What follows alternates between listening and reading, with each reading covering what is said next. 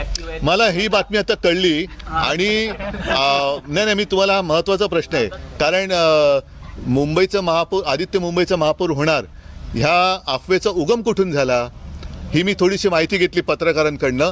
तर मला असं कळलं की संघामध्ये चर्चा सुरू आहे की 10 वर्ष झाली मोदी देशाचे पंतप्रधान झाले, 5 वर्ष झाले गृहमंत्री अमित शाह आहेत, पण अजूनही त्यांच्या शहराचं नाव अहमदाबाद आहे, ते बदलू शकले नाहीत. म्हणून संघात चर्चा आहे की मोदी किंवा अमित शहानं परत अहमदाबादचं महापौर करून त्यांच्याकडनं प्रस्ताव घ्यायचा अहमदाबादचं नामांतर करण्याचा, असा प्रस्ताव संघात चालू आहे. पण ही संघाची अंदरकी बात आहे.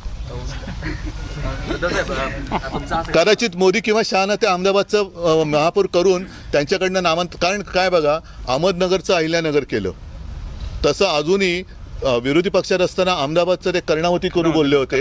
आता 10 वर्ष होऊन गेली, 11 वर्ष झाली मोदी पंतप्रधान आहेत.